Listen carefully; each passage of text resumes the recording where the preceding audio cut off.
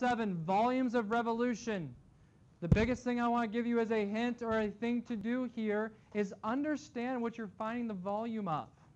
I know that sounds weird, but we're doing a volume of a revolution. So we're revolving around the x-axis today.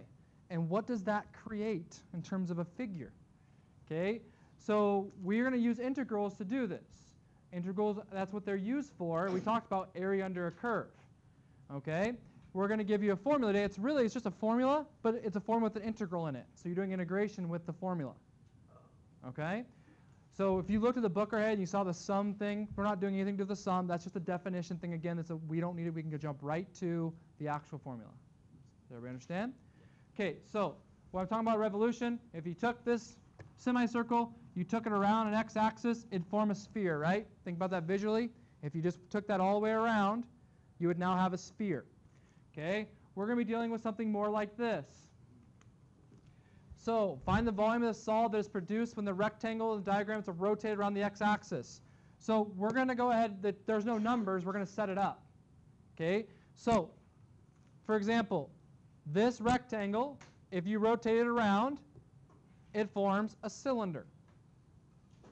Can you see that visually? If I rotate this around the axes, it would form that wheel or that cylinder. Okay? Well, we do know, hopefully, you remember, cylinder's volume is circle times height. So in this relation to this, what they've given me here with y and change of x, okay, with y and change of x, how can I write that? Well, let's just go to it. It's pi r squared h. But for what we have, what's r? Y. What's h? Change in x. Yeah, we call it change in x. So we just I just wrote it with the information they gave me. So this is the cool thing. To me, that's the formula. Okay, that's the formula. Y squared is the same thing as f of x, right? If we're given a function. Okay, what's change in x?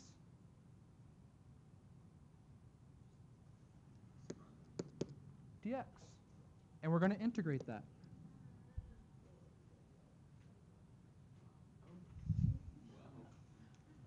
Okay?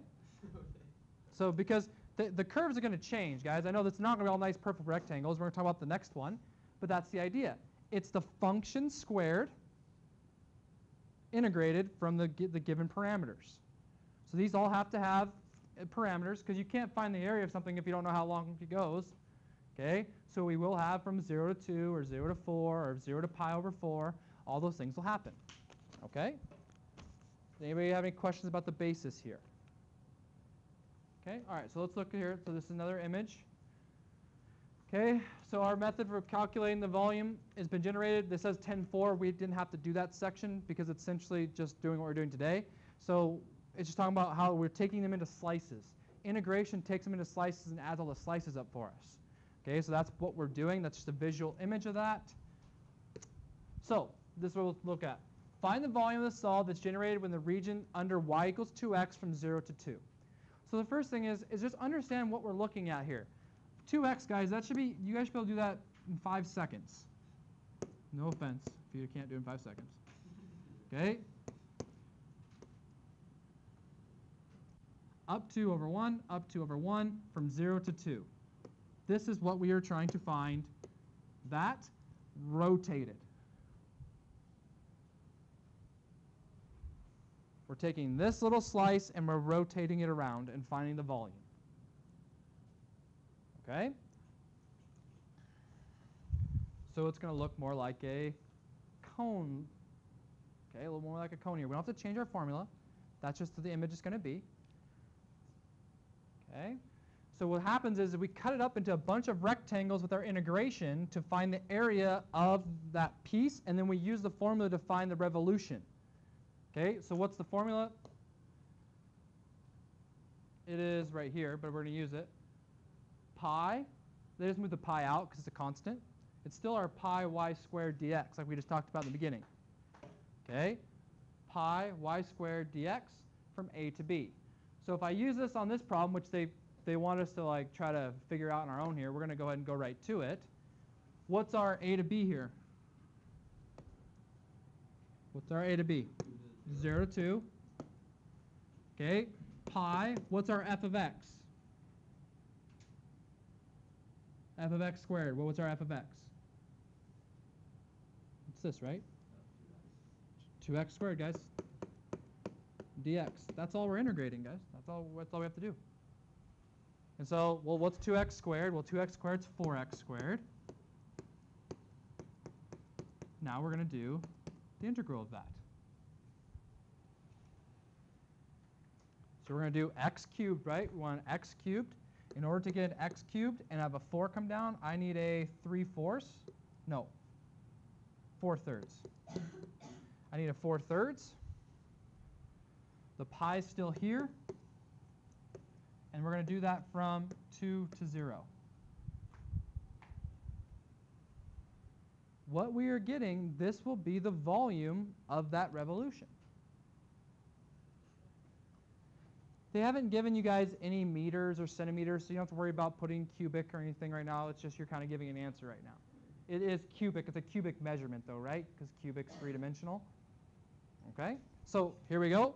2 cubed is 8. 8 times 4 is 32 over 3. We don't need to waste our time with the 0, do we? 32 pi over 3 is the volume of that revolution. Okay? Because it's this minus this. Well, this is 0. The whole thing's 0. You're not minusing anything. Okay? I plugged the 2 in. 2 cubed is 8. 8 times 4 is 32. That's where this came from. The pi just slid on top. Still over 3. Any questions there? Okay, so it's formula based. Pi integral a to b f of x squared dx. All right, so we developed the formula by calculating, so this talks about where the formula came from, of how we're taking slices from the different a to b, and that it's changing to what we call is change in x is our dx. When you don't know what x is changing by, that's your change of x. That's our dx, okay? And so that's where they got the formula from. Okay, we don't need to walk through that too much. So b minus a over n is change in x. B minus a, the n is just the number of slices, okay, which develops our formula here. So this formula helps us the volume of revolution under the curve. Pi from a to b, f of x squared dx. Okay, I'll pause that here because this is the main piece you want. Where'd it go? Uh-oh, did I just restart it? That's not good. Okay, so find the volume of this solid that's generated in the region under y equals x cubed from 1 to 2. So we're taking this slice, this pink here, and we're rotating that. Okay, and it gives you this figure. You still use the same formula. So try that. See if you can do it. Okay, I'll let you try it all by yourself here, and then I'll come back to you. Okay? I think you can. Everybody should be able to integrate x cubed. All right, so so for this one, you should have right here. Whoops. Oh, that's on the picture. That's why. So you should have pi 1 to 2 x to the 6th, because it's x to the cube squared. Power to power gets you a 6. That's the first step. Okay, integrate that means you want an x to the 7th. So you're going to have pi x to the 7th with a 1/7 in front, 2 to 1. X to the 7th, like you put a 2 in there, 2 to the 7th is 128. Is that right? So it's 128 pi over 7 minus 1 pi over 7. These are like terms. So the answer is 127 pi over 7 is the area or the volume of that revolution. Okay, see, it's not too bad.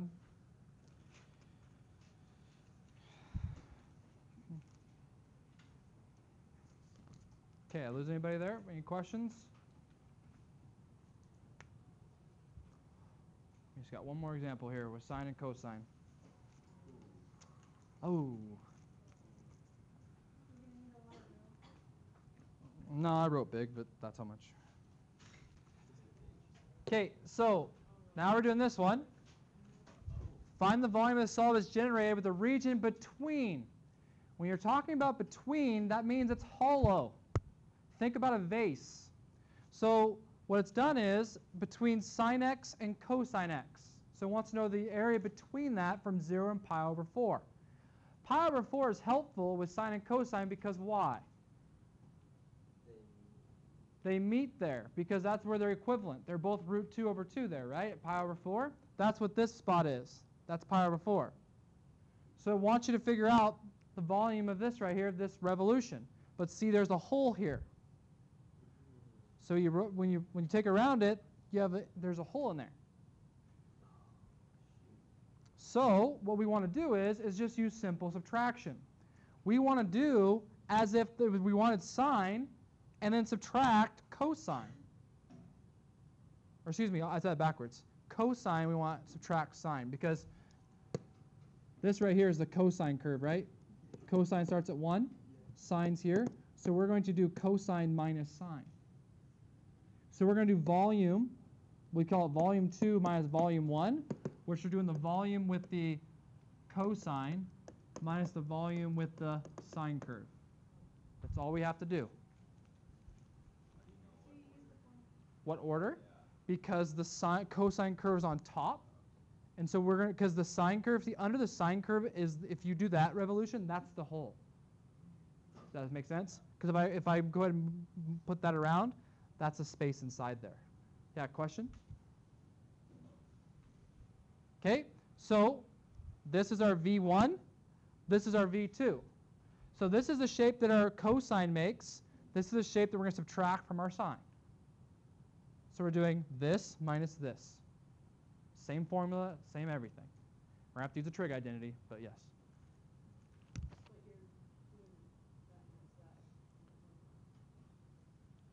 This is cosine. So I'm doing cosine minus sine. This is the cosine curve minus the sine curve. You good? Okay? All right, so this is what it'll look like. If I do the work by our formula, it'll be here. We're going 0 to pi over 4. It told me that in the problem. Sorry, I didn't really read the problem, but right here is that's where we're going from. So they're going from that intersection point, which is nice. Okay? So of cosine squared x dx minus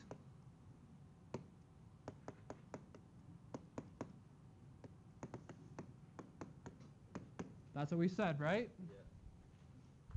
That's V2 minus V1 or V1 minus V2, however you want to say it. Cosine's the top curve. We're subtracting the bottom curve because the bottom curve creates the hole. So now what we're going to do is we have a problem. Because if I try to integrate cosine squared, you probably think, well, we're going to do substitution. But if you do substitution, we need a sine x. Again, remember that little problem of doing that? So what I'm saying is, if you try to integrate these separately, you're going to have a really hard time. Because you're going to make cos, you're probably going to think of it like this. You're going to say, okay, cos is my u, du is negative sine, but you don't have a negative sign anywhere. So the next thing I would do is, essentially, if you're trying to integrate any trigonometry squared, first look for identities. Second, whenever you see a square, you want to be like, okay, let's put this together and just see what happens. So like, this is the part that's hard because I can't give you a direction to go every time. But I'm just telling you, when you're trying to integrate a trigonometry function squared, you're going to be using identity of some sort. You will not use substitution because it will get you nowhere. Okay, so the pattern for this one that you want to do is, you see cosine squared and sine squared. We like that. We know that that's pretty close to what we like. So what we're going to do is we're going to put them together, because you can do that by definition because it's subtraction, right? Which means we can write them as one integral. So we're going to write this as, and then if you have somebody has their formula sheet, whoops, not dx twice, it's just dx once. If somebody has their formula sheet, could you see if there's any identity that is cosine squared minus sine squared? If anybody has that, does anybody have it?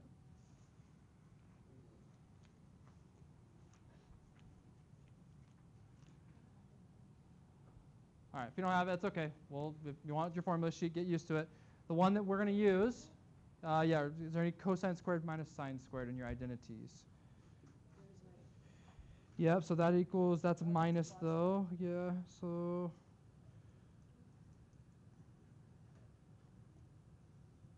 right there.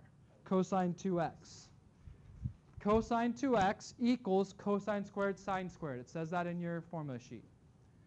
We really, really like cosine 2x because it's not squared. So this right here, by identity, is cos 2x. This is much easier for us to do.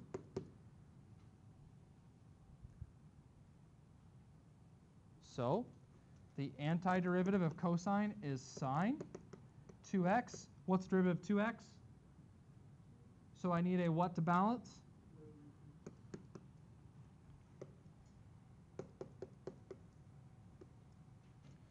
That's the integral.